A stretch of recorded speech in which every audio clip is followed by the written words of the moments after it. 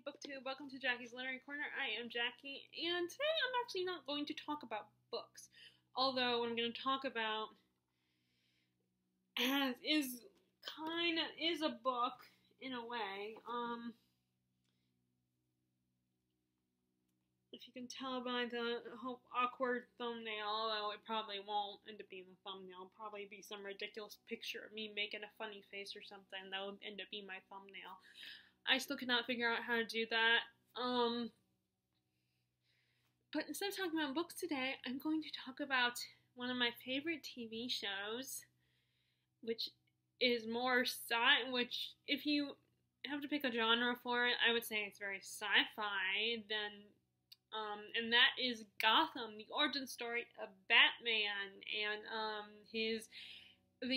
the people in his life, his enemies, and the people who help him. So, and no, I haven't watched that new show on Starz, Pennyworth. I don't know if, I like Alfred's character, and, from what I know, not just from Gotham, but the other versions of the Batman storyline that I've seen. But I'm not such a big fan that I would want to watch a show that's only about him, especially because crime dramas and, action movies, action stories, I'm very picky about that. And the only reason, if Gotham was if it wasn't Gotham and it was like a CSI type show or all those other crime genres, then I probably wouldn't have watched it. But because it's Gotham, and even the Hannibal series, I'm not I don't watch it I've seen the movies, and I had them, but then I did put them in the donation pile. Actually, more like I put them in the Terry pile, because she's a huge fan of the Hannibal series, so I'm probably going to give it to her. And then I had the movie The Zodiac for a while, but I only watched it because I like some of the actors that were in the movie, but, mostly Robert Downey Jr., actually.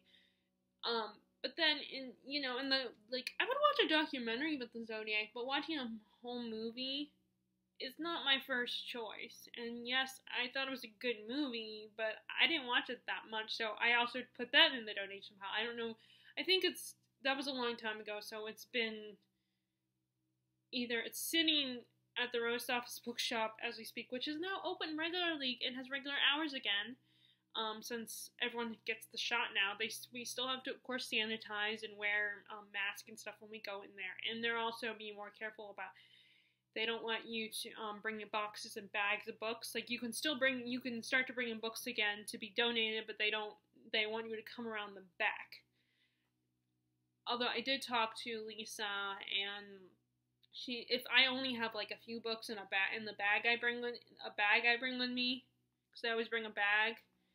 Because I usually bring more than one book with me to read at the and one of my own, more than one book from my own personal collection. It's not over there anymore, it's over there, to read, so I usually bring more than one. So I usually have a bag, not just my purse, but a bag with me too. So she said, because it's really more about, they don't want a bunch of boxes and those grocery paper bags either. They want to be careful about that. But anyway, so let's get back to Gotham. So, like I said, it's because it's Gotham in the Gotham universe and Batman, that's why I'm interested in it. But it's normally not my thing. Just like how I was watching Falcon and Winter Soldier, and if it wasn't Marvel related and Marvel characters, it was just a regular show, it wasn't like superheroes and stuff like that, particularly Marvel superheroes, then I might not have watched it. Because it's just like crime drama, action, and all that kind of stuff. I'm very picky. The only action I like is like in a fantasy setting or something, or maybe sci-fi action, but that's about it. But Gotham, if you're familiar with the Batman universe from reading the comics and watching the movies that came out, first the set of movies that came out starting in 1989 to mid-90s, and then the movies that Nolan created, and then recently they did a Joker movie came out, a different Joker origin story with Joaquin Phoenix, which I still haven't seen. I'm not set out to, I'm not in a rush to see that movie. I mean, I'm sure it's good. I mean, it's Joaquin Phoenix. He's a great actor. But I was never in a rush to see it. I mean, even Terry said, even though she liked the movie, that it was really good, and Joaquin Phoenix's performance was good, she said she's one of the many fans who's like, oh, but it's never accurate. That they never do an accurate interpretation of the characters, which I have mixed feelings about. But what I've heard, even Terry agrees that the Gotham TV series is probably the closest the media has ever gotten to being accurate to the original comic books. Now, I'm just taking her word for it, of course, because I'm not a comic book. I have read at least 2 comic books. That is the Sirens graphic novel volume 1, and then I read, which I did not realize it was in the middle of it, in the middle of the series, but the volume 4 of War of Jokes and Riddles, which I guess Nigma and the Joker are at war with each other, which it would be very interesting if Riddler and Joker or the proto-Joker, because they couldn't use the Joker name, had interacted on Gotham, but they never did. Because there's this whole thing about they couldn't use the Joker name, which is why they had they hinted at the Joker, but they couldn't officially use the Joker.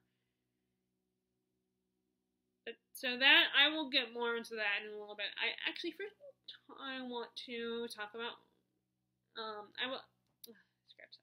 I will get back to that in a minute. I first am going to talk about, I want to, just start from the beginning. So, like I said, this is Batman origin story, and what's so great about this show is, every Batman movie that I've seen, that I'm familiar with, has started with his parents' death. You either the aftermath of it, like him going to the funeral, or you see when they actually get shot, and Bruce's reaction to it. But you never go beyond that. You just skip ahead to 10, 20 years, and he's an adult, and he's already Batman. He's established as Batman. He's fighting crime, stopping the Penguin and Riddler and Joker and whatever mischief they've gotten themselves into. But what the Gotham show does is, and I'm gonna try my best not to spoil it too much, but I'm not very good at that. So, in case you're interested in watching it. And you haven't. It's on Netflix, all 5 seasons. Sadly, it only got up to 5 seasons. And sadly, also, they didn't get a full 5th season. They kind of had to rush it. But I think it's still a pretty decent 5th season. It's rushed. But I don't think it's as bad as, Game of Thrones, for instance. What happened there was a disaster, even, and it's tainted the series forever. Which I disagree with, because I think the series was still great overall. And I personally, I'm not one of those people who lets a bad ending influence, because it's, people always say, and I think it's true, at least for me it's true, that the journey is what matters. But we're not talking about Game of Thrones. It starts with our main characters are 2 main, the captains of the ship of this ensemble show is Jim Gordon, played by Ben McKenzie, who I knew from OC, and I had heard about his other shows, like Southland and stuff like that, but I never watched them, because again, cop procedural type shows are not my jam. They're not my kind of thing. In fact, I find it really annoying how at work, when I go into the break room, whether I'm just getting to work or I'm taking my break or leaving work, that it always has a cop show on, particularly in the mornings. And when I first get there, when I take my break in the early afternoon. Occasionally, sometimes they'll have the news on, but rarely do they. But at the same time, and yes, I could change the channel, but at the same time, I don't want to change the channel because I want to focus on my book. And if it's on something that I actually want to watch, then I won't be focusing on the book I'm reading. Because I want to take advantage of whatever time I get. And if you want to read more, they say read whenever you can. So I can fit a book in my little lunch bag that I bring with me that has my water bottle and my sandwich in it. So even if I only get a couple pages in, then I want to take advantage of that and read instead of spending my time on my phone. But so yeah, they always have like crime shows on, and I kind of roll my eyes. It's like, of course, all the older men that work there have to watch their older people that work there have to watch their crime shows. But anyway, so it starts with, and then Bruce is kind of a main character, and Bruce he is a main character as well. There's, like, it's hard to pinpoint, but I feel like the captain of the ship is Ben McKenzie is Jim Gordon. Now, I don't know who would be, like, his second or whatever, because, of course, they always have the second in command, the person who, when the captain is driving the ship, steering the ship, then someone else has to, like, the direct. So I don't know who would be, like, second in command on the show, but because there's like first of all, Bruce is when he's young, so the kid who plays Bruce is he's very mature from what I've seen, but what I saw of him in interviews and stuff. But I don't know if he would, he's also a kid up until the end of the series. So I don't know if he would be. But anyway, that's not important. So, like, I mean, I guess he would be because he's the future Batman. So maybe he would be. I don't know. Although his name is not the second name. Donald Logue is the second name that is on the list of when the opening credits. So I don't know. But again, it's not important. So it starts with Jim Gordon arriving at the GCPD, and what they did with the GCPD is it's very corrupt, and some of the cops are not so innocent themselves, and they don't trust Gordon, and they're all about, giving criminals a break, letting them off the hook, because they got connections, and the mob basically runs Gotham. It's like they have a very interesting idea of control, of how to run things smoothly, like, the lesser evil kind of thing. And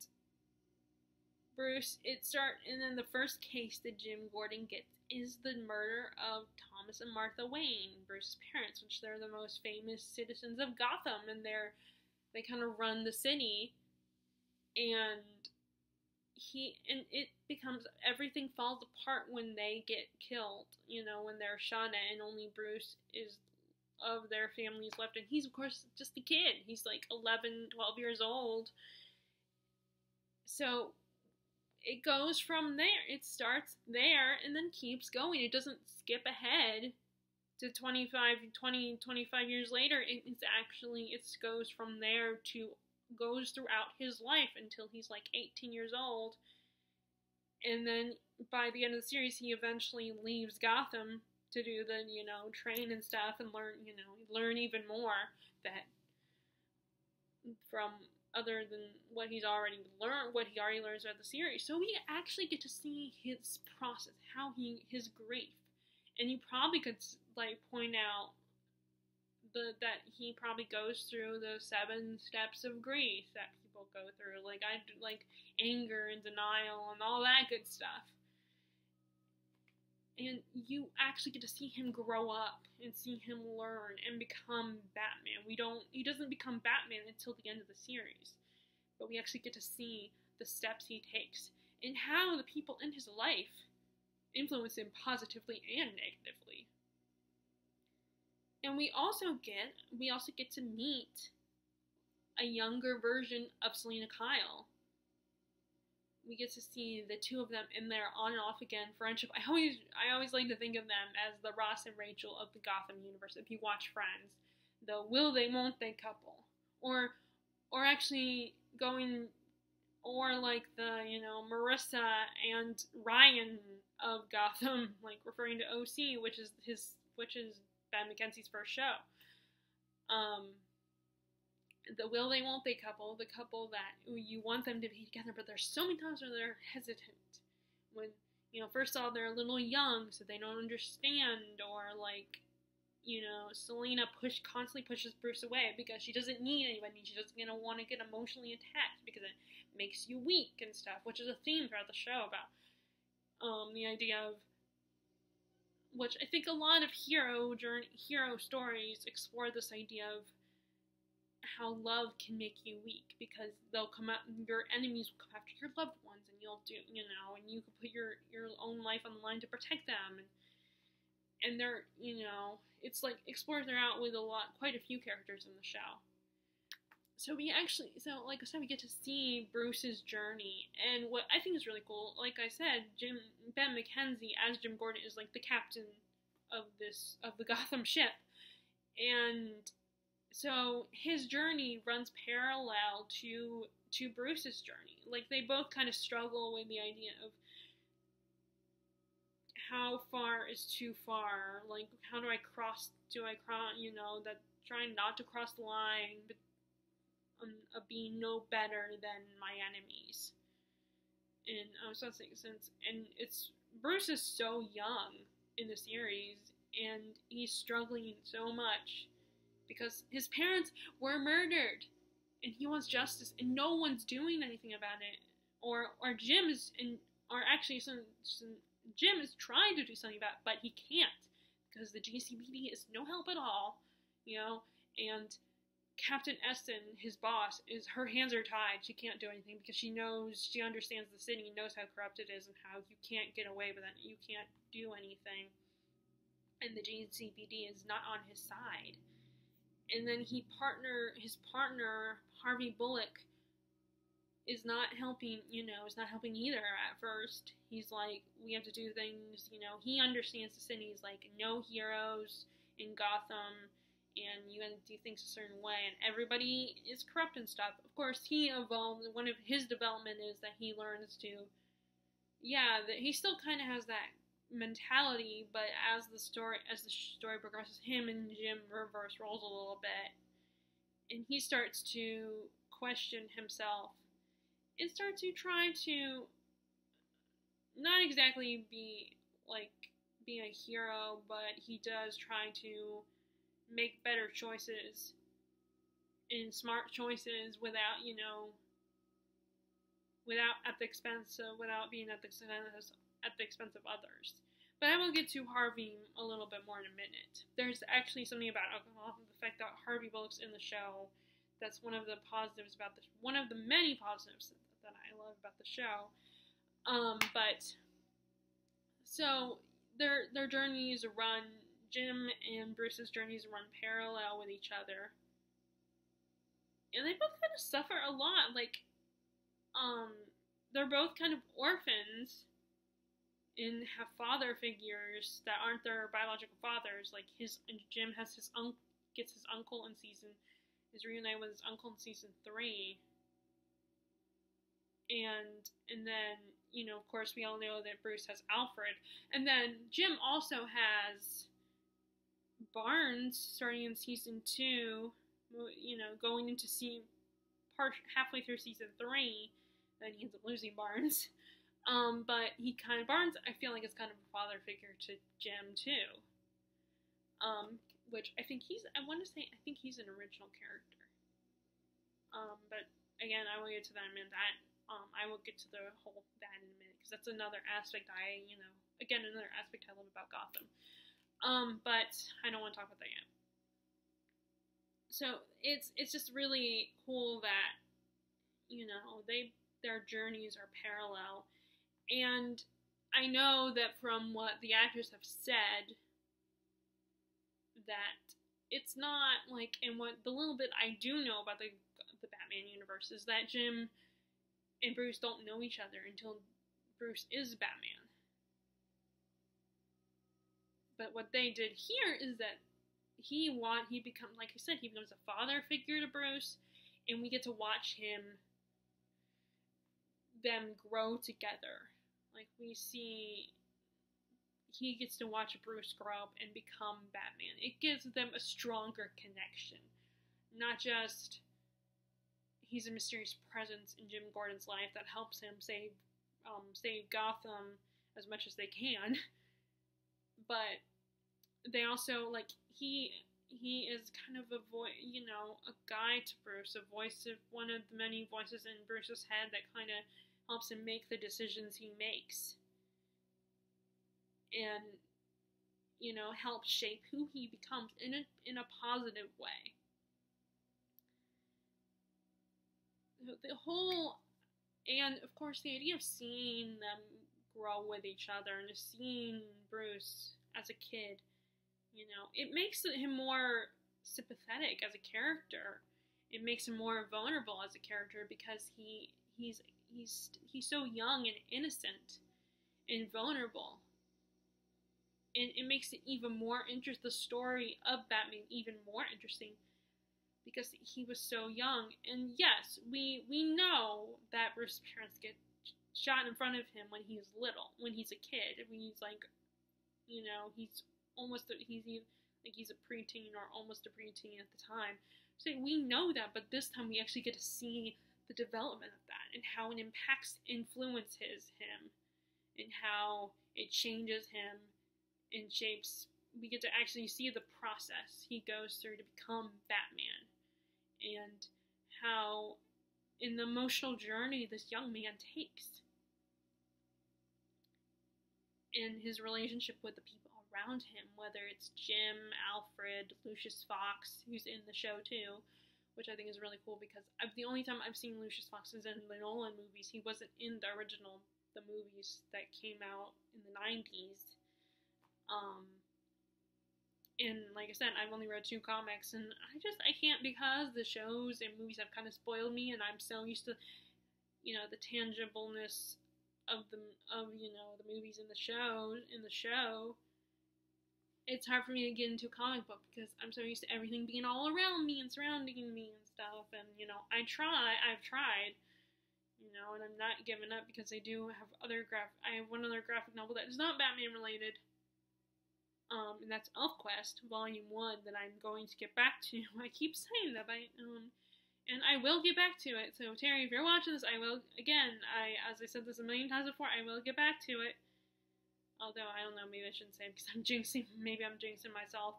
But, I want to get back to it and read beyond what I have read.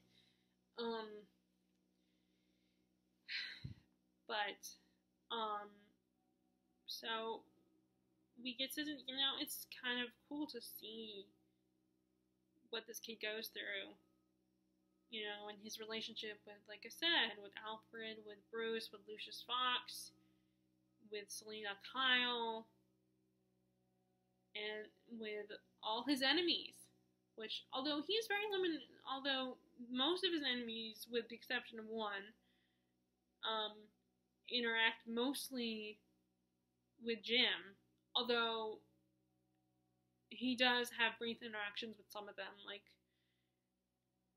with the 2 main focus villains in the series, and then he kind of, in some of the, like, there's, like, two villains that are connected to, Selina, that were friends with, started out as friends of Selina's, and like her, and living on the streets,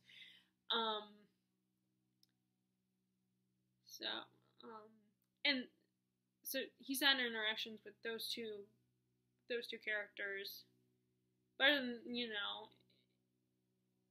but with one of them, it's not as much. One of them is a little bit more than the other, and if you read the comic, I'm sure you can probably guess at least one of them. Now, another thing that's really cool is not only do we get to see Bruce's journey from when he's a kid to adulthood, but we also, in Jim's journey, from, a young cop to eventually a very cranky, kind of bitter and doing the best he can kind of person, a detective.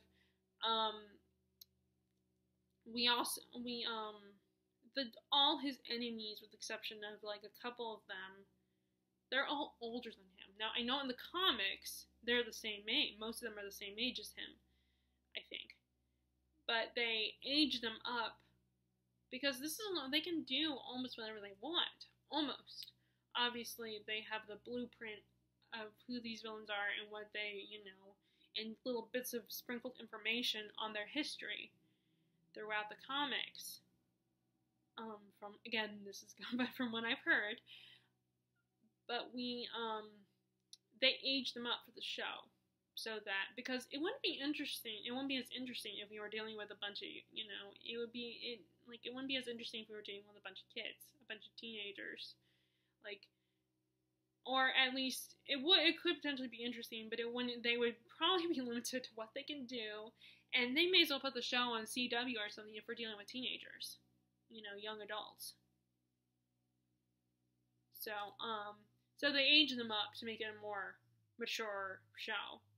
And a darker show, so they could have it, on Fox. Of course, some of the actors were joking because recently, since I decided to binge watch it all 5 seasons recently, I was watching panels and stuff, and some of the actors were like, "Imagine if we were on HBO or something, we'd be worse than Game of Thrones, as far as the content, because then they could do almost anything, But because it's on Fox, they're limited. They can show a little bit of blood and getting body parts chopped off and stuff like that. But they can't, drop an F-bomb or something. So, anyway. So, back to, the characters are all older. Most of the characters, with a few exceptions. And then they even age, one of the characters does age up twice, played by different actors. Like I said, if you watch the show, you know who I'm talking about. So I thought, and one of his enemies is only a few years older than him, which it makes sense for the relationship that these characters develop.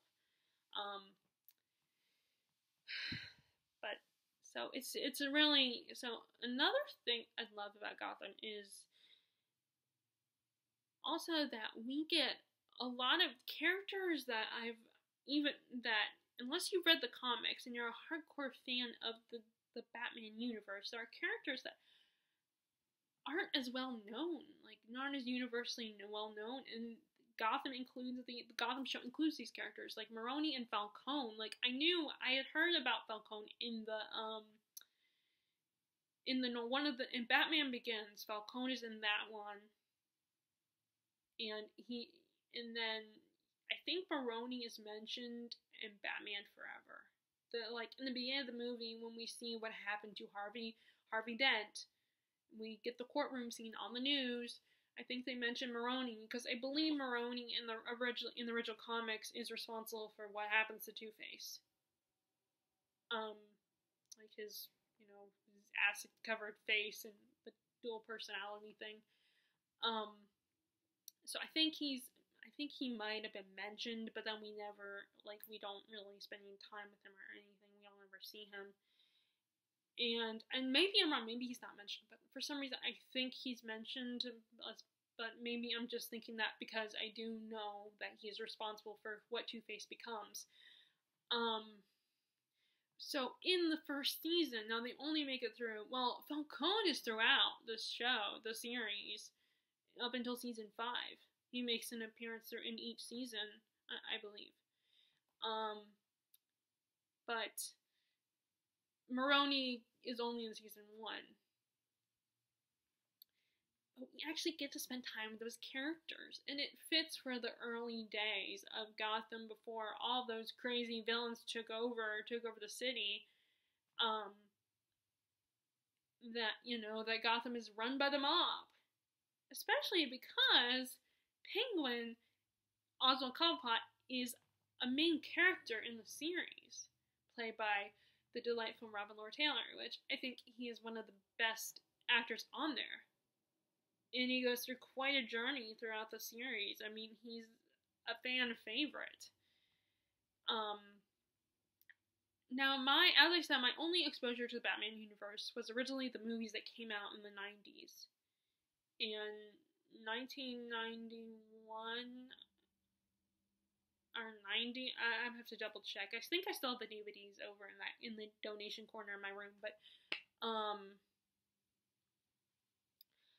I want to say it was 90 or 91 when Batman Returns came out. I think because the first movie came out and Batman came out in 89 when I was born. So I think a year or two later Batman Returns came out. And Penguin was one of the featured villains in that one. And no disrespect to Danny DeVito, he's a great actor. And I love Tim Burton and his work and the actors he works with. And it's cool that he works with his actors are like a family and he works with the same actors every time. And, that can be good and bad. But I didn't have any attachment to Penguin in that movie. I didn't care about him. I just found him a creep. And maybe that was the point. Maybe you weren't supposed to like him. But he was weird and creepy, and it was a little, it wasn't my taste. Which, I still love the movie overall. The movie was really cool, although it's not my favorite. Batman Forever is still my favorite. Mostly because of Jim Carrey. But, and Nicole Kidman. I like her. But, so in Batman, I just didn't feel anything. I mean, I didn't even feel really all that bad for the guy. He's just a creepy villain. But what Robin Lord Taylor and the writers of Gotham do is you actually feel so bad for the character. You actually feel sympathetic and want to give him a hug. And yeah, there are a lot of weird things, and I could just get so frustrated with him and want to smack him upside the head and be like, "You dumbass! You are the cause of your own problems." Of course, he'd probably shoot me or something if I said that. One of the big story arcs that happens in season 3. Yeah, it's introduced in season 3. That his story arc, the problems he encounters, the big conflict he encounters in season 3, it's not Jim related. It's kind of his own fault. He kind of caused his own problems. But I still love the guy, and I still, in Robin's performance, it's amazing, and it's brilliant and wonderful, and just, you feel sympathetic, but you also get so frustrated with his character, and I wonder if him and the guy who plays Enigma, Corey Michael Smith, I wonder if they ever, and I guess the same thing with, some of the other actors on the show, because there's lots of yelling and screaming, and their voice, and Riddler has a very deep, scratchy kind of voice. I wonder if it ever hurts their voice, they have to drink a lot of tea or something, because considering how many times they, like I said, Riddler has a deep, scratchy voice, and then there's another character, I'm gonna talk about that character a little bit later, that also ends up getting a scratchy voice later in the series, and then, Robin has to yells a lot and screams a lot, has a temper tantrum like a child, his character. And then there's other characters that yell and scream a lot, and it's I wonder if it hurts your voice box a little bit. If you had to drink a lot of tea, and maybe did they lose their voices at any point, after filming? I would love to, that's another one of the many questions I would love to ask. That's something I want to meet the rest of the cast. It might be too late. I mean, I have met Ben and Robin, though, which is really cool. But that was when the show got started. I was just getting into the show, and I almost want to meet them once again now, when I'm even more of a fan of the show, even though it's over. But, there's so many questions I would love to ask them, but it's I'm caught between, do I, wanting to ask them a question that's kind of a silly question, or a question that's not as important, or not as thought-provoking, or a question that is thought-provoking and deeper, and we'll have a discussion and stuff, maybe a discussion from the actors and a long explanation. I'm always caught between that. Because in most of these kinds of panels, you only get one question. It was like, okay, what kind of question do I want to ask them? Do I want to ask them a more lighthearted, silly question? Or do I want to ask them a thought-provoking question that like, it's like, what kind of question do you ask them? And maybe I'm the only fan who ever has this problem, but it would be kind of nice to know I'm not the only fan who ever has this problem. But anyway, so he just like and the funny thing is Robin is such a sweet guy from what I've seen, and he's such a sweetie. He admitted he does not like conflict, and he comes off as a little shy and very just although Corey I think is more shy than Robin is. But he seems like such a sweet guy. You just want to give him a hug, just like the character. But it's safe to hug him than Penguin. Penguin is not so safe to hug, I feel like. But he's such a sweet guy, and just the performance is so amazing, and you just feel so so like awed by it, and so like. He is very much influenced by Falcone and Maroni, I feel like. But there's another character that he's also influenced by, who's a new character. And that's one of the things that the show does. It introduces a handful of new characters that aren't in the comics.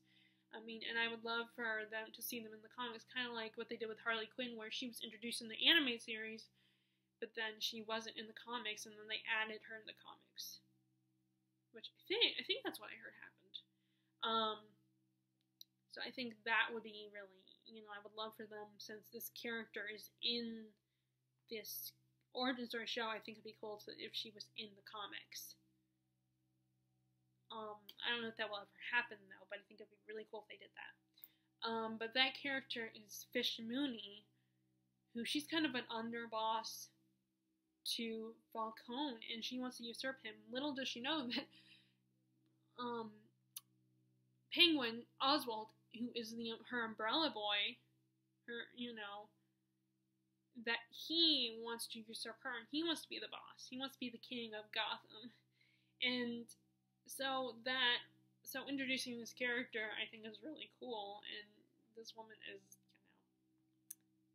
a quote that really, a quote that sums her up is something that she says when, in season 2, I think in season 3, she says, "My name is Fish Mooney, bitch." Of course, I can't say it as well as Jada Pinkett Smith says it. She says it very scary and really good, really good. And she's one of those characters that comes back at least 3 times. But then she ends up being gone for good by season 4. I believe, because I think she comes back in season 3. And then she ends up getting killed off in season 3.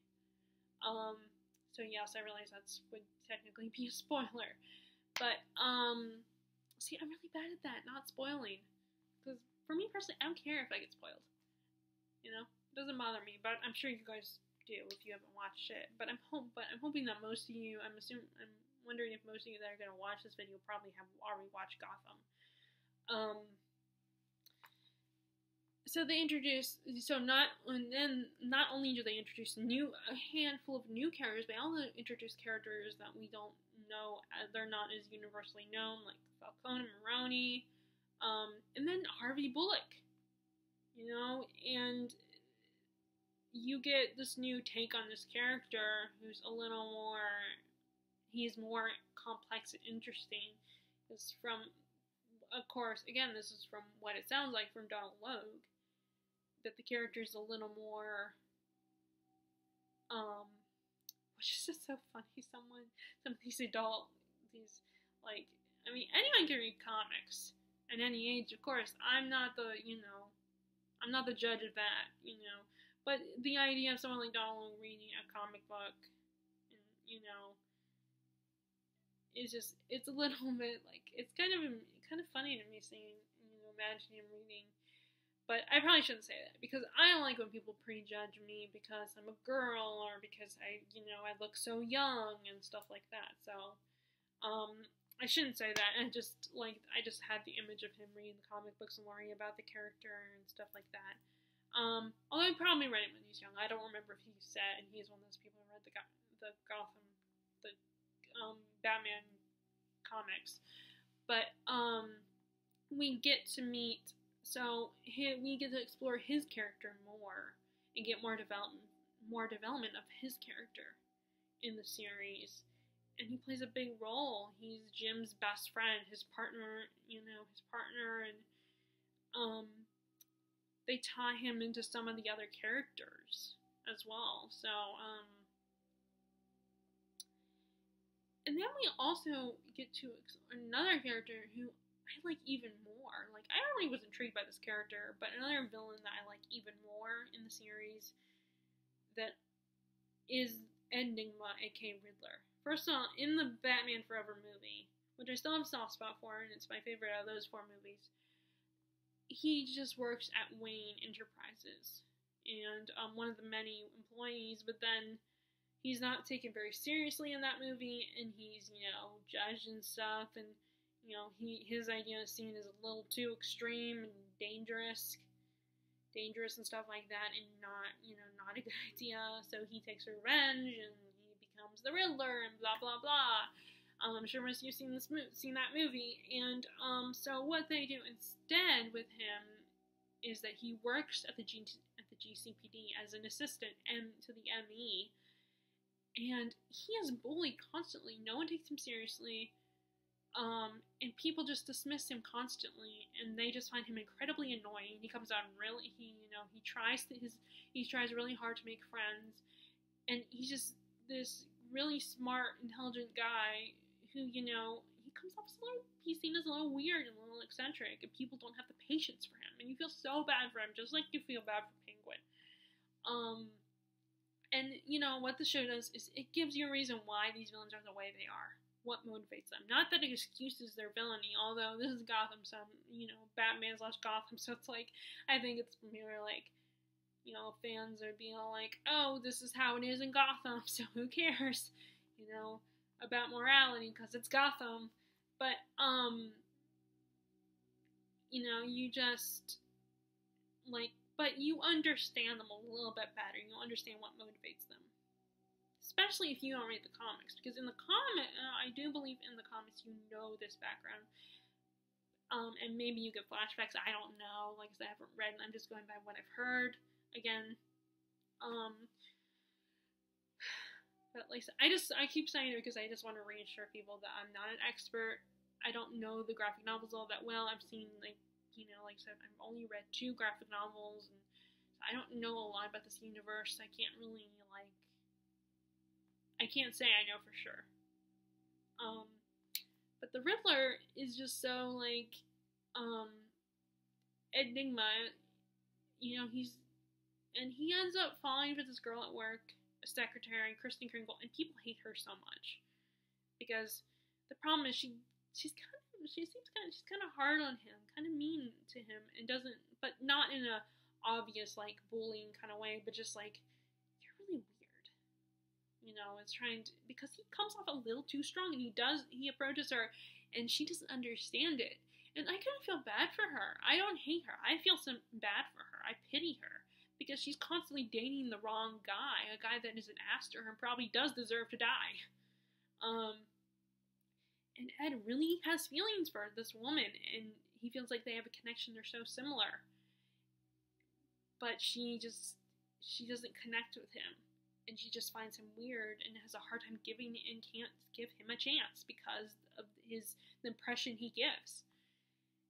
And I kind of, in my opinion, I kind of get it, that Kristen Kringle's reaction, and maybe I'm gonna get a lot of, if people, get a lot of no, you shouldn't be nice to her. She's mean. She was a bitch to him. Blah blah blah. But you're not gonna make me change my mind. I'm always gonna feel sorry for her. I'm gonna pity her, and I am not going to hate her character. Okay, and that does not mean I love Enigma any less. Okay, I just don't hate her character. I feel bad for her character. And it is frustrating, but I'm not going to hate on her because of it. It's stupid. In my opinion, I don't understand that. I don't know why she gets so much hate. when any normal person would probably feel that way, but any normal woman would probably react that way to Ed. I mean, the problem is that the show gets mostly from his perspective, so if we're seeing only from his point of view, we are not seeing inside her head. We're with him the whole time. And so, and unfortunately, he decides he decides to take matters into his own hands, because the guy, and yes, I agree, the guy deserved to die. But in her mind, all she knows is that this guy murdered someone that she cared about, even if she probably should have dumped him. He still was a human being, and Ed murdered him. I don't care if it's Gotham and it's normal. Like, to me, or at least normal in the Gotham universe, in the world of Gotham.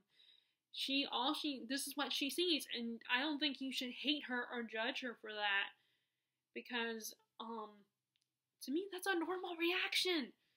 Being in the room with someone who murdered someone, even if the guy deserved it. That, to me, that's a normal reaction, to react to someone that, because she doesn't know what Ed's gonna do. She doesn't know how he's gonna react. She doesn't know if she's at risk being murdered. Because all she knows is he murdered someone, so he's clearly not right in the head in her eyes.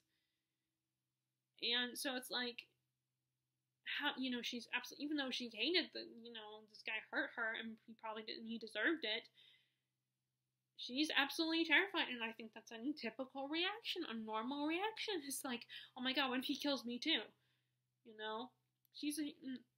So to me, I feel very strongly that the hate is undeserved on her part. And I wonder, because a lot of times when,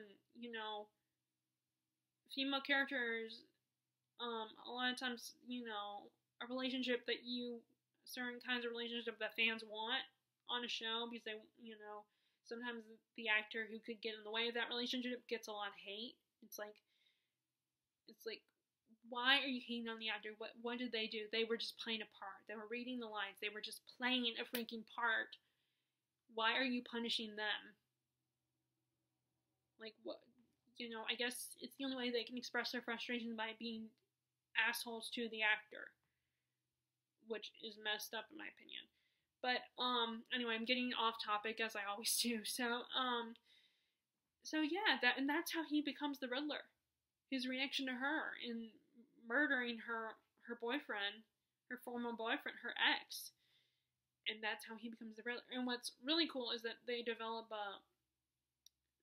do a very unique spin on the character, where they kind of go with the dissociative identity disorder, multiple personality, where he has, and I imagine it's a defense mechanism for him, to deal with, how he deals with it, because he can't cope with the fact that he actually murdered 2 people, so he creates this alter ego of himself that has his intelligence, but is someone who doesn't have a conscience, doesn't care about anyone but himself, and is willing to do absolutely whatever is necessary to get what he wants.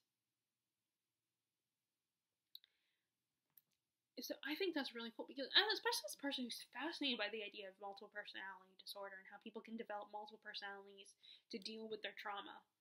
That it's not them, but it's someone inside of them that comes out, and it looks like them. It's using their body, but it's not them. Like, the idea of that is so intriguing to me, so fascinating. Like, the idea of you going dormant and someone taking over that's not you. Like, you going, like, it's like you went to sleep and someone else is driving your body. Like, that idea it's absolutely terrifying, but also so interesting to, learn about, like, to understand. So I like how they kind of explore that with his character. I thought that was really cool. And then we also get Riddler, Enigma, and Oswald Cobblepot are kind of significant characters throughout the series. They are part of the main cast, and they are so dynamic next to this the most famous villain in all the Rogues Gallery. And like I said, we also meet Selena Kyle, this one who is a young like Bruce, so we get to see her development, and and we see she's a young girl living on the streets, abandoned by her mom, and she has trust issues and doesn't get close to people, doesn't get emotionally attached to anybody, but she eventually gets emotionally attached to Bruce, and they form a bond that is like very shaky at times. And it is, which I think is how it is originally in the in the shows and stuff. Like they don't trust each other, but at the same time they're attracted to each other and they have feelings for each other. But it's like it's very cute because it starts when they're really young, and these two young people are so impressive and so amazing, like in this story. Um,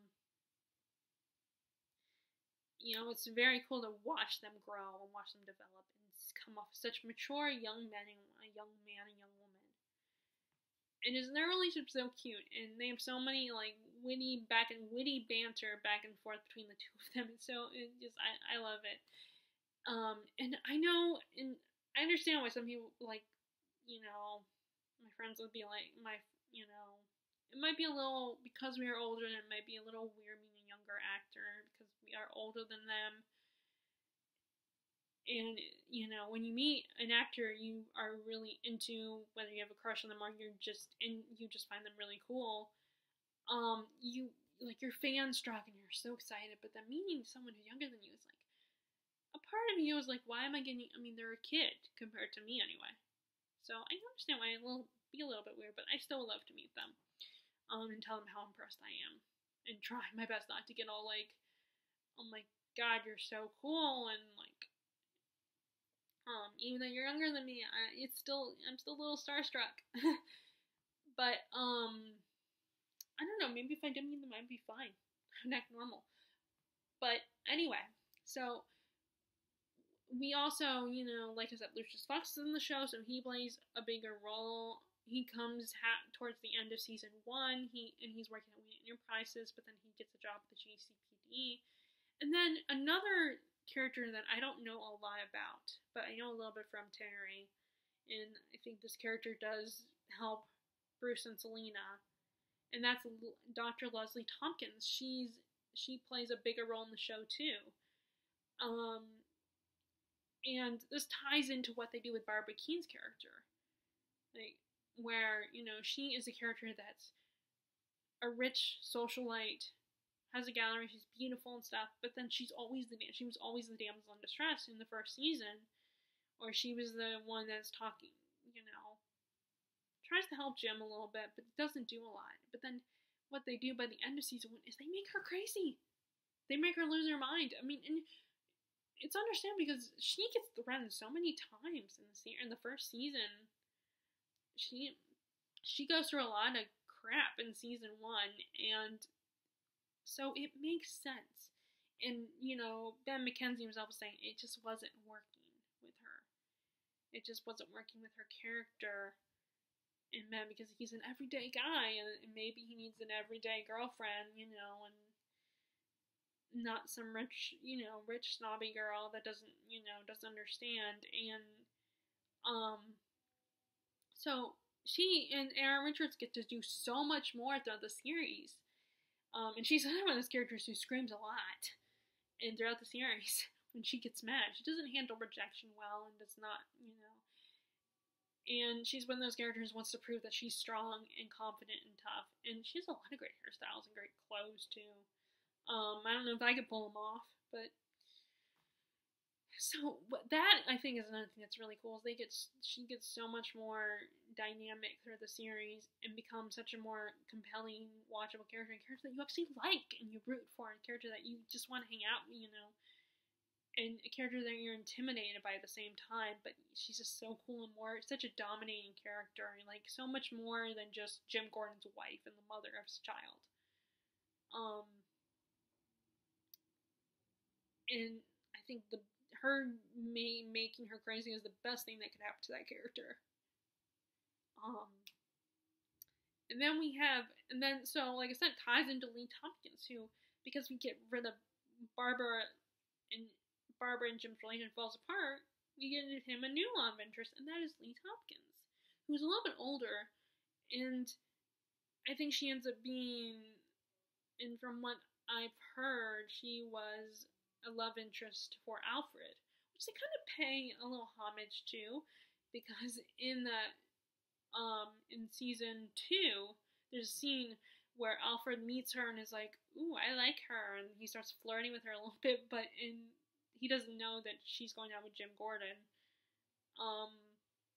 And he kind of flirts with her a little bit, and she's not getting a hint. She's not getting the hint or something, or if she is, she's trying not to give him any indication that she's trying not to be like I'm available kind of thing. She's trying to focus on what she needs to do and host this annual event that, and of course Alfred finds out, and it's very. I think Jim notices it too when he tells, as Alfred and Bruce are walking away, he's like, kiss me, and they kiss, and Alfred sees it, and he's like, and I think that was why, because he knew Alfred was flirting with her, and he was like, okay, I got to let this guy know that she's my girlfriend. And they kiss, and of course he's like, you knew, didn't you? Giving Bruce a hard time. He's like, no, I didn't know. And I think he did know. But, yeah, I thought that scene was cute. But, no, I didn't know at the time until the first time I watched that, until one day I watched an interview and Sean Pertwee pointed that out, that they actually dated, and it was like, oh, so that was kind of a wink to it. But, so she dates Jim Gordon, and their relationship starts out great, but then it gets really complicated because Jim has a hero complex, has to always save everybody and always puts his life in danger, puts everyone else before himself. And she just can't handle that because his life is constantly in danger, and he's surrounded by psychopaths. It's like, she's very frustrated, can't handle it. And then she ends up dating Falcone's son, Mario. So, and they end up getting married. They get engaged and get married. Of course, that doesn't really last. But, so that, so that happened. So that was really interesting that, both Mario and, because I think Mario and Sophia, his daughter, do exist in the comics. Or I don't know if they play as big of a role, but I wasn't as familiar with them unless I've read the comics. They're not in any of the movies or anything, so that was, so they play bigger roles, and Sophia they both, in fact, become villains in the series, which is all I'm going to say about that. And also we meet characters like Firefly and Mad Hatter, who were not as addressed. They were in the animated series, or at least, I know Mad Hatter was, because I've seen images. And so they play bigger roles too. Like Mad Hatter becomes an overarching villain in season 3. And then Firefly is introduced. She's not a main villain. She's one of those villains that psychic villains. She works for someone. And I think that's because it was kind of hard to come up with something where she could really. I think she, along with Mr. Freeze and Poison Ivy too, who's also on the show, it's kind of hard for them to go beyond because they only have one thing that they're concerned about. They don't want to take over the whole of Gotham. Now, you could say that about Riddler, too.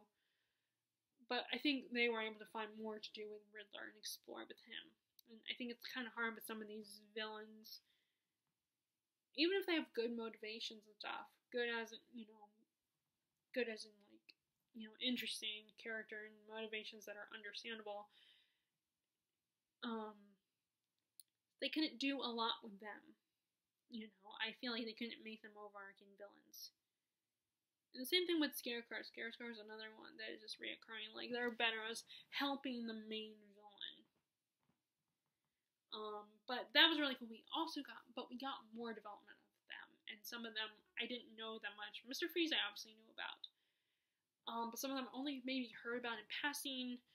But there's so much more to them that we get in the series, and we get their backstory, and so it makes them so much more interesting.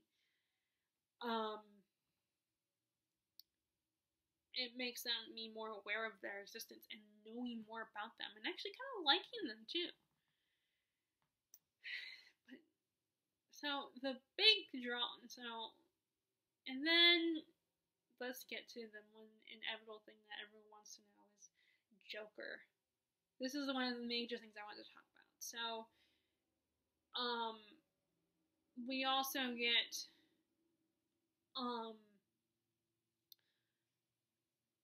so they could not officially use the Joker name because he was a Warner Brothers property. So unless this was a DC CW show, I don't think they could have ever used it. And I think also it's because they did not want to take away from the movie adaptations. So we end up, so we don't really get to, so we don't get to use the Joker name. So at first in season 1, they basically just sprinkled little hints of the Joker and be like, oh, this could be the Joker, or this guy could be the Joker. Like, there was one guy that was a comedian that was performing for Fish Mooney, and it was like, oh, he could be the Joker, and it was kind of like a wink-wink to the Killing Joke, storyline, where we don't know the Joker's, like, backstory or anything, and this is a potential backstory where, like, the Joker tells Batman about how he was this this comedian who kind of sucked, who was not doing well, and his wife is pregnant, and then they get killed, and he is tricked into working for the Red Hood gang, which they do also bring the Red Hood gang into the series. Like, we get 2 appearances from them, and he ends up being tricked into wearing the Red Hood, but we have the whole Ace Chemical situation where he falls into the vat of Ace Chemicals and it affects him, and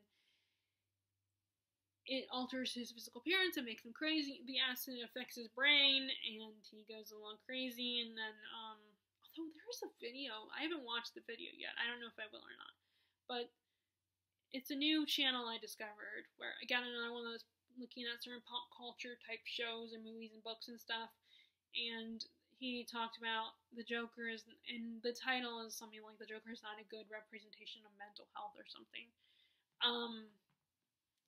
So I haven't clicked on it though. I haven't watched it, so I don't know if I ever will or not. But but he goes crazy, and so they kind of, and he, like I said, he started out as a young comedian, and then it doesn't go, and then and it doesn't. This happens. He goes crazy. So they have a comedian in season 1, but then episode 16 happened. So if you're all familiar with Cameron Monaghan, he is the guy from Shameless. Most people know him from that.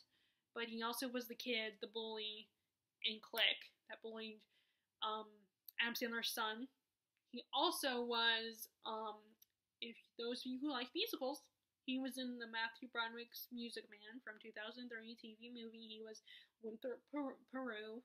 She was so adorable. He was also had a part. He was a peer of Malcolm's, I think, in Malcolm in the Middle. And then and then I think after that was Shameless. So most of you know him as Ian Gallagher. Most people know him as Ian Gallagher. And then he did one of those YA movies based on a YA book. I don't remember which one. I think he did. Sometimes, although I'm not 100% sure, because I get him mixed up with Will Poulter sometimes, despite the fact that Will Poulter is a British actor. But I want to say, he was in The Giver. That's right. He was the kid, the friend of the main character in The Giver, who ends up betraying him. And then he also did. I remember there was another indie movie that he did, but I don't remember what it's called. But I've seen bits and pieces of it. But other than that, most people know him from Shameless. Until now. They cast him as Jerome Valeska, who makes quite an impression in episode 16. And so it happens. We also meet the Graysons, the future Dick Grayson's parents, Robin's parents, in this episode. And they are part of a traveling circus, and they're rivals. And it kind of, the catalyst of that, I think, is Lila Valeska, Drum's mommy. And she ends up, she's a snake charmer, and she's a bit of a hoe, and or a whore, as someone calls her. And so she ends up dead, and that's the mystery. Because season 1 is very procedural, like there's some crime that's committed, and Jim and Bullock must solve the crime, and it's always some outrageous thing, like the Balloon Man episode, and the people that captured the street kids, Selina's friend, all of her peers,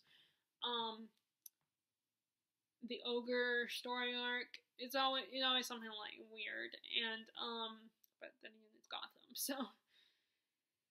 So the mystery, of course, this at first seems kind of normal, except for the setting itself where the crime happened. And Jerome is devastated, of course. He is harboring with his mother, has been murdered. It's his mom, and she was murdered, and so when they're trying to determine who did it, because, it's either one of the Graysons, or the other family. I don't remember the last name, the future Miss Grayson. Robin's future mother. It's when they're teenagers, so they kind of have a Romeo and Juliet thing going on, and so they introduce that, and it's between one of them, and then the fortune teller, who's this old man who's blind, he shows up and he gives them a message. And from Lila, from beyond, and of course this is Gotham, which, by the way, this show doesn't have anything, vaguely has anything supernatural in it, except for Rachel. He's introduced later. I think at the end of season 3 he's introduced. I think season 3. Yeah, in season 3, because he's introduced in season 3, so that's closest to supernatural. At first I was like, well, Ivy too, but then really you could apply science fiction to her, because her powers come from botany and and chemicals and stuff, and chemistry and stuff like that, so it's not like supernatural or anything. And even, and the same thing with Fish Mooney, I was gonna say, oh, she's supernatural, and it was like, well, wait, actually she's also science too, like the powers that she gets later when she comes back in season 2 is not supernatural. It's more science fiction, which again I'm spoiling, but I'm just so bad at that. I'll probably clear from the title that yes, that I said I was gonna spoil anything, but I kinda do spoil stuff a little, just a bit, if you haven't watched the show. So we have, so anyway, so like Jim, so of course, excuse me.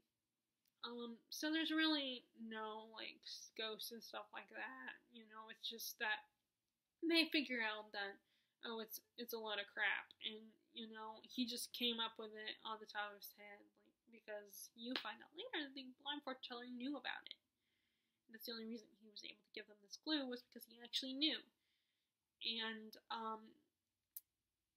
this is when Lee and Jim first start dating. Like, this is their first date, is going to the circus, and which is a good thing probably, because I think having him there was a good thing.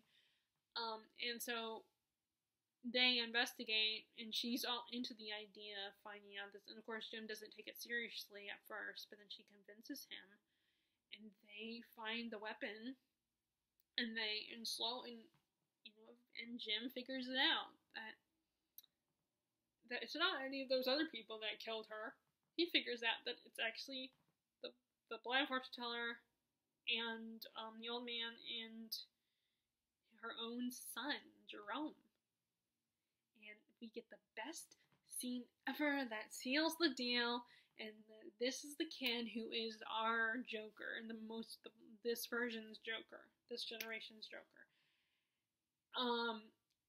And he just gives a chilling performance. Like, Jim sets out to prove it, and he's like, you're the one you killed your mother, Jerome. And he tells him, and guess what, this guy is your father, and that's why he helped you. And at first, like, you can see Jerome is devastated. He's crying, he's banging his face on his hands, and at first, when he finds out the old man is his dad, he's like, you can't be my dad, I don't believe you, and there's no way, and he's banging his face on his hands, and the next thing you hear is him laughing, the Joker laugh. You get that spine-tingling laugh from him, and his, like, I mean, he's probably the second best, maybe even the best actor. Like, it's hard to, between him and Robin, and, and Corey Michael Smith too, it's hard to decide.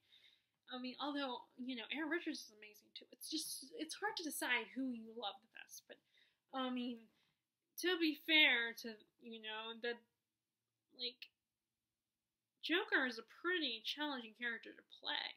Or even if it's not Joker, but it's a Joker character, that's pretty, or character that could potentially be the Joker, that's a pretty challenging role to play. And like I said, he just gives this chilling performance, and he's like, well, I'll be damned. He doesn't care. And he's the one who calls his mom a whore. He's like, and she can be a whore all she wants, but don't be a nagging whore. And, and then it's just, and he eventually, of course, ends up in Arkham, because Arkham is in the show, of course.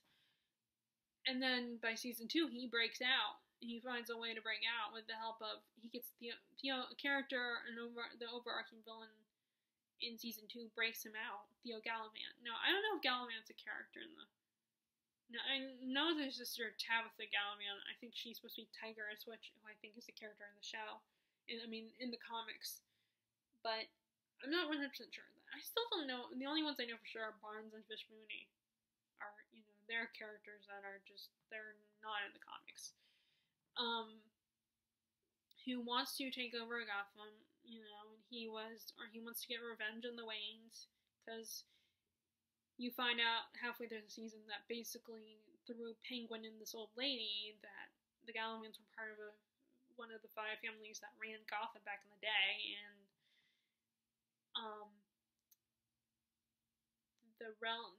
a member of that family fell in love with Celestine Wayne, and they tried to hook up, but then she was supposed to be engaged to someone from the Elliot family, and that and so they find out, and the Gallivants, or at the time they were the Dumas, got punished for it.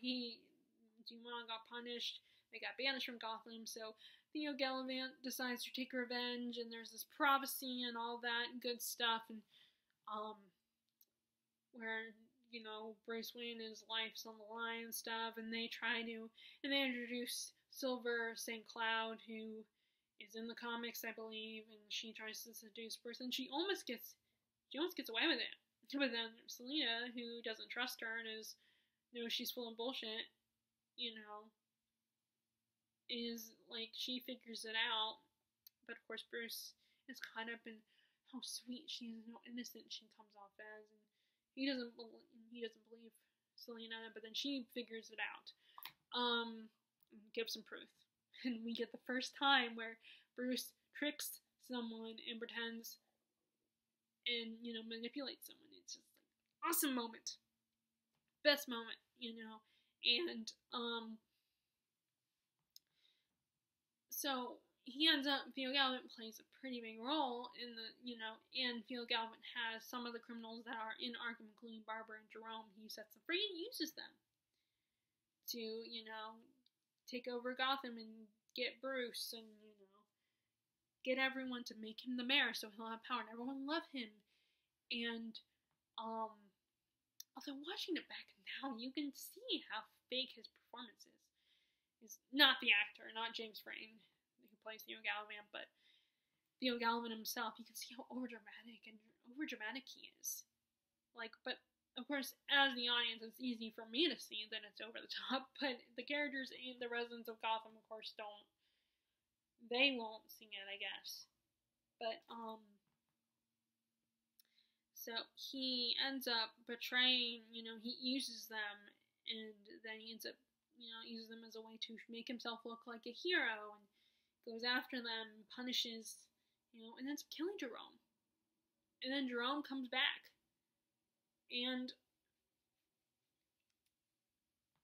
But this is when I mentioned this earlier about the actor's voices, and he's the one with the scratch, his throat gets all scratchy, because he got stabbed in the throat.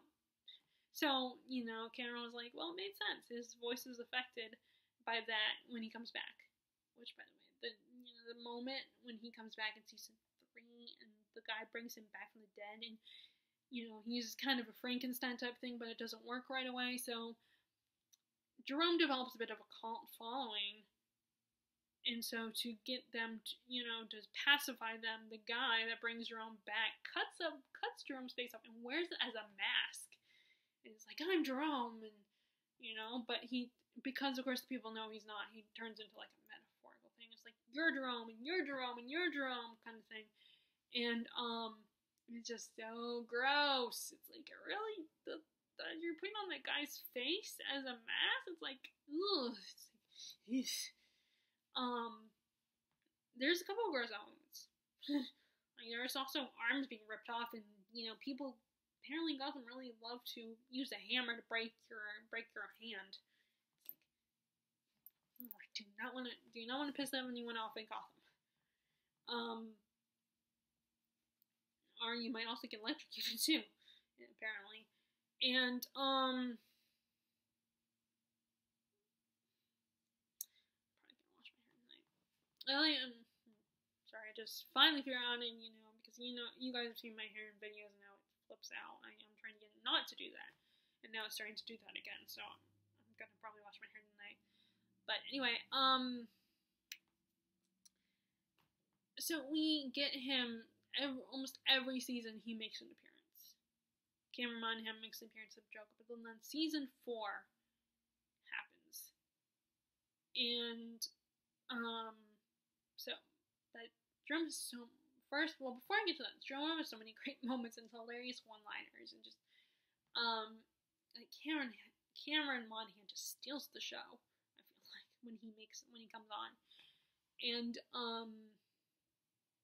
along with there are a lot of characters that are scene stealers throughout the series, but like the guy who plays Professor Pig, which I didn't realize he was a character in the comics until when but I think he is, because the actor who played him implied that he was.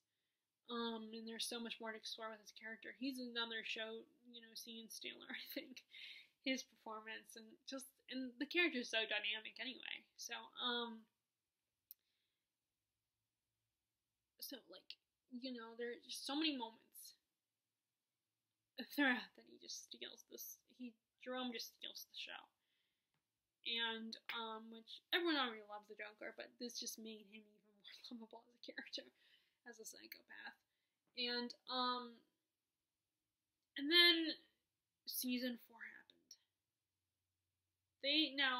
What the original plan was, not only to sprinkle hints of the Joker, saying, oh, this could be the Joker, or this could be the Joker, but they also decided, oh, we don't want to have an official Joker, at least not until the end of the series. So we're basically not only going to sprinkle it out, but we're also going to be like, we're more going along the lines of the Joker being an idea, being a state of mind. Anyone could be the Joker. Which they kind of stuck with that, as Bobo from Bobo talks about, says in his videos, which he's a great channel to watch if you're a DC fan. Although I've only watched his Gotham videos. But I think he talks about all DC. But, I don't know if that's his actual name, Bobo. I'm wondering if that's his name. But anyway, so they kind of go with that idea of the Joker being an idea himself. But then they also realize that the actor does a dynamic performance that's so compelling and so exciting. Everyone wanted him to play the part. They wanted him as the Joker. So the writers decided that, no, we don't want Jerome to be the Joker. We kind of want to stick to our original plan, but not completely. So what they did was they introduced a very cliche plot point, I should say. But I think it worked. And it was a way that they could still use Cameron Monaghan as the character. But the twin. I have a secret twin plotline. Now, I was just thinking about this last night. I feel like Jerome is kind of the evil twin in this one. And usually it's the way where you find out later there's an evil twin. But the evil twin already exists. But then so they have Jeremiah Valeska. First, how they start out is that in season 4, Oswald gets put in Arkham for, finally gets put back in Arkham, and Ed, who's dealing with his own issues. Like, there's this whole story, which I personally like this story, where there's something happens between Oswald and Ed in season 3.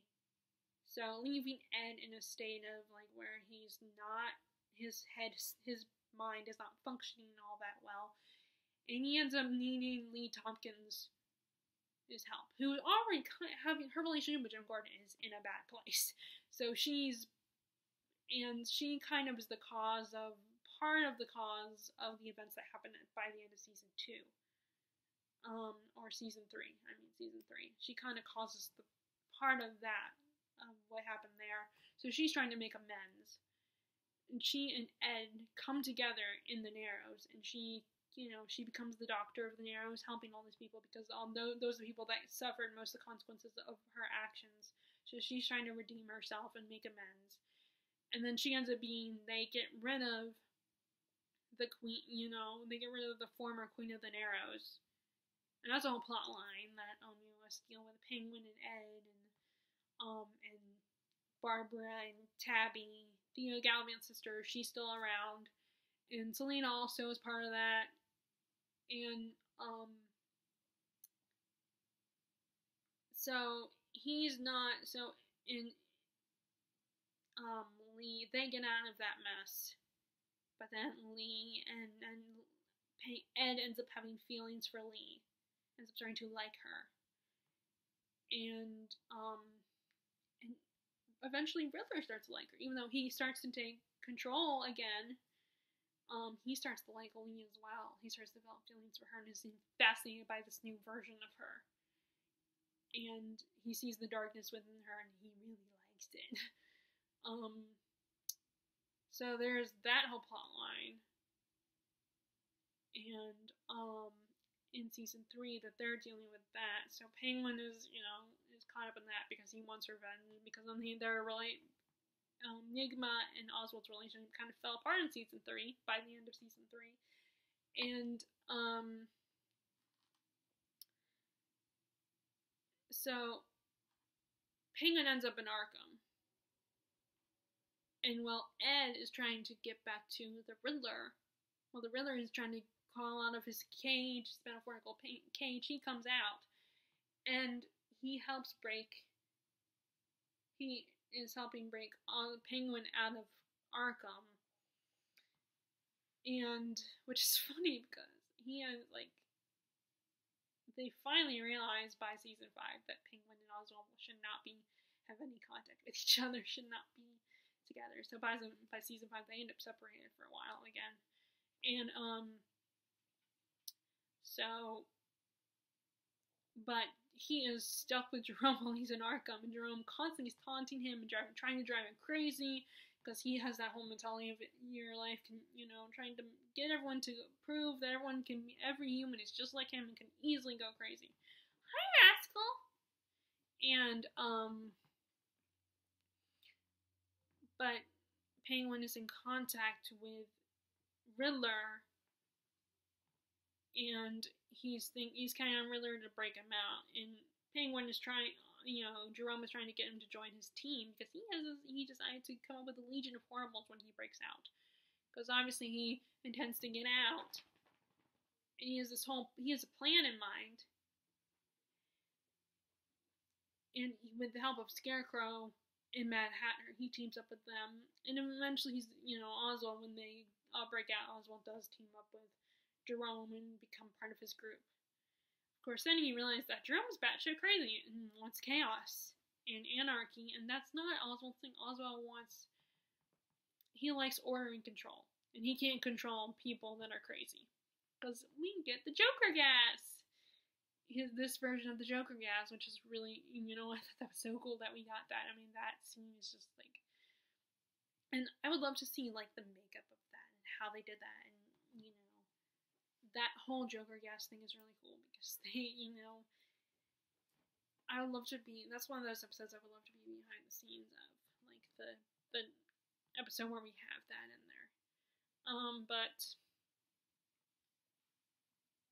hi Rascal, my dog Rascal's come up here. So we have that whole part, which is really, and then you find out that not only does he want to drive Gotham crazy, make it insane, but he also has another goal in mind, which is the first time he's ever had like a goal, a target, like not just to make chaos and craziness or following someone else's orders. Because like when he was working for Gotham, he's like, oh, what the hell? I get to mess with Gotham and create chaos and stuff. He doesn't. And then in season 3, when he comes back, his goal is to just get his face back.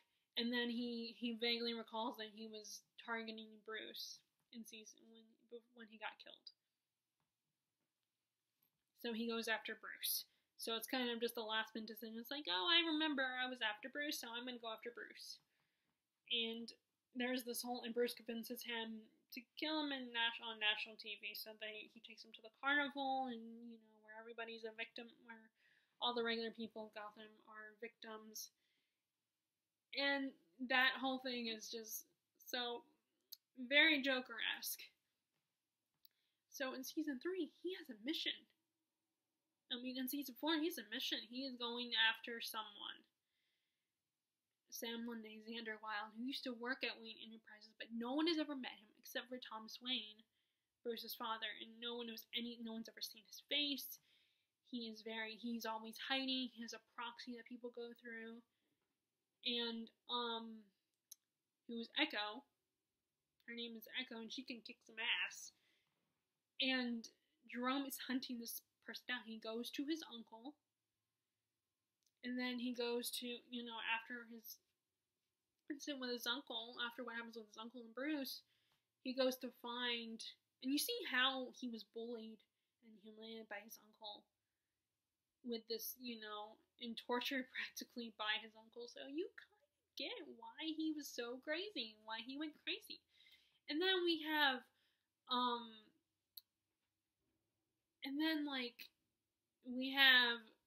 he meets, and then we get something that is real, and then we find out he's looking for Xander Wilde at the school, and he finally finds Xander Wilde, but it backfires on him because he gets kidnapped by the proxy, and he is being held hostage by Xander Wilde. So what happens is you find out who Xander Wilde is. His name is Jeremiah Valeska. He is the twin brother of Jerome. And you find out from Jeremiah that Jerome was pretty crazy even as a kid. He had a thing for mutilating animals and stuff, and while Jeremiah had proficiency for knowledge and academics and all that, and so they had to separate. And so Jeremiah got sent to the school, and he never saw his mother again, which is kind of heartbreaking. But then you kind of learn from Jerome that maybe Jeremiah's not entirely telling the truth. And then later, in the next episode, That's Entertainment, you find out, and Jerome points out that Jeremiah is just crazy as he is, and anything could go wrong just, in one, and that leads to Jeremiah getting hit by the gas. And just that, and he goes crazy. And like I said, it's this twin, so he's played by Cameron Monaghan. And again, he does it's such an amazing performance, a completely different person. And then, episode 20, episode 20, or 21, actually it might be 21. We meet Jeremiah again, and him and Bruce became friends. And Bruce is helping him with this project he's working on that could provide a battery life and power to Gotham and stuff. And he seems kind of like a normal, very smart, but he's not exactly. You can tell he's traumatized by what happened with his brother, and Bruce is trying to help him. And he sees that and he actually tells him that he got sprayed. He admits that he got sprayed, and now he's like, oh, Jerome is in my head, and he shows that he's paranoid, and he thinks, and it turns out that Jerome's followers have received a last message from Jerome who wants them to party and celebrate his death, and And then things kind of go and go from there, where Bruce tries to prove to Jeremiah that his brother's not back from the dead, and slowly Jeremiah becomes paranoid and shows that he's like,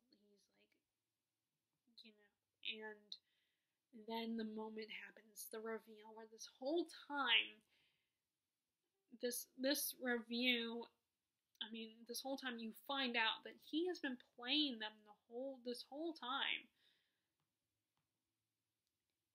And it's just this, again, another chilling performance. This is even better than the first one, I think. The one in episode 16. Just this reveal. Like, the overall, and of course it's the same guy, so it's kind of hard to compare performances. Because it's the same guy doing both performances. And it's just this moment is like, oh my god, this whole time he's been playing them. He's, and it's so amazing, it's such a chilling moment. And this is like, now there is a debate. Most people wanted Jerome back, and I think most people were like, "Oh, Jerome is the true Joker. He's got the Joker personality." Because Jeremiah's a lot more serious, and he's an unpredictable mob boss type. But I think by season 5, he seems fine. He looks more Joker-like, in my opinion, from what I know. So, about the Joker. And, but, yeah, it's just, either way, I'm just happy that it was still Cameron who stole the show and was the scene stealer throughout. And it's so amazing when you see him in interviews. It's also, well, with all of them.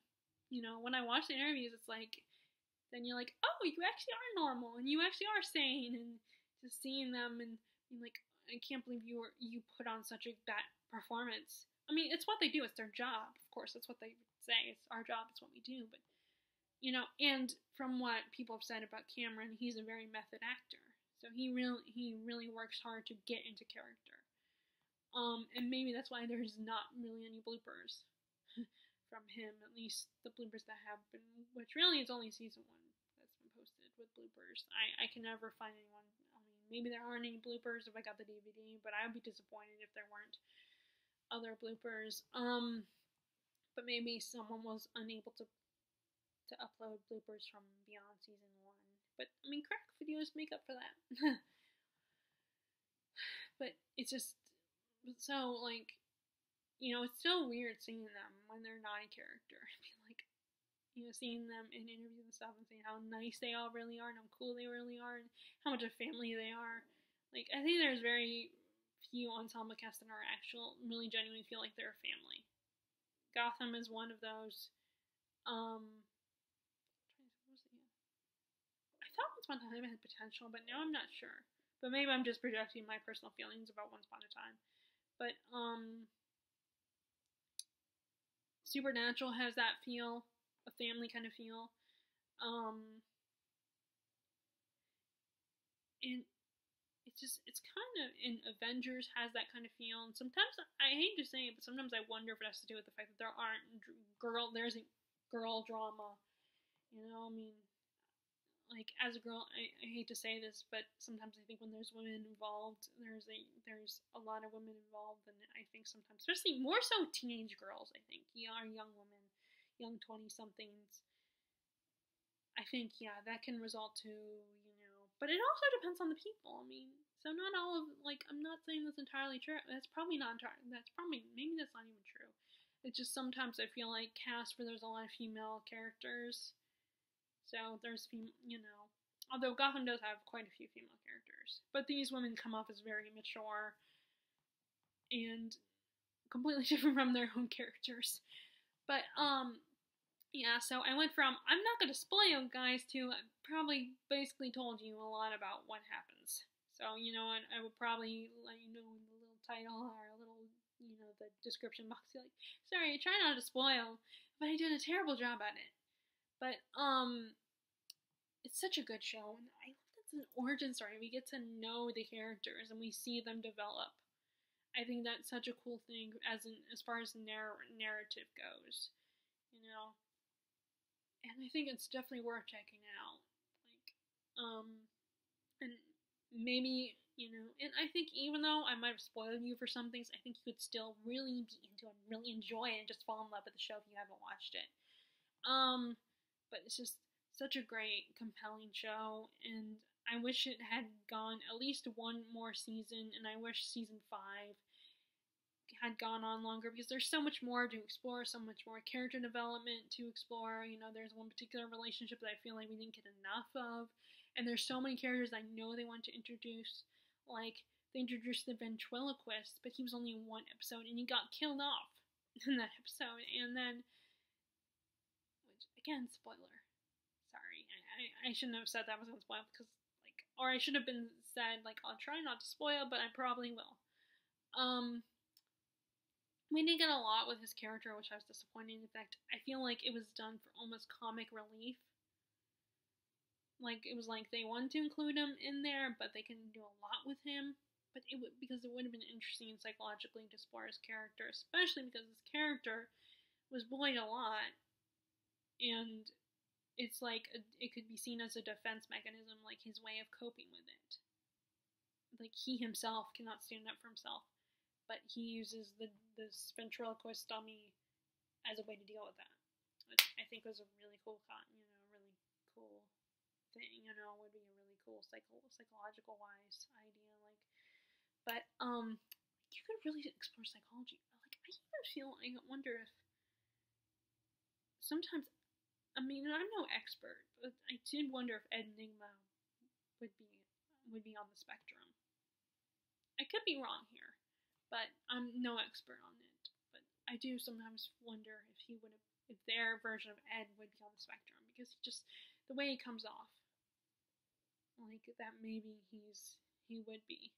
But I could be wrong. Anyone who knows more about autism than I do, because, like, yes, I've done research, and I'm pretty, again, I don't want to,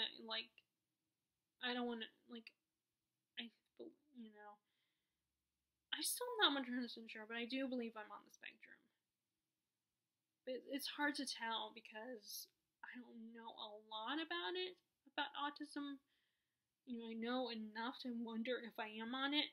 So I don't like to, I try not to assume anything, but I am wondering if his character, before he becomes the Riddler, would be on the spectrum. But I'm not sure about that. So someone who knows more than me, whether they are on the spectrum themselves, or if they're a medical professional, maybe they, maybe they can tell me, if they watch Gotham, more than just one, if they could tell me, like, if they agree. Again, I'm no expert. But yeah, I definitely check out Gotham. It's such a great show. And, I'm sorry this video is so long, but there's so much to say. I just love this show. Like I said, I rewatched it. I binged the whole series, and now I'm binging Vampire Diaries, which is a completely different show. But I just figured I'm gonna go check it out, because I did watch, I think I've said this before, that I did watch Vampire Diaries for the first few seasons, but then, I was kind of transitioning away from the vampire thing.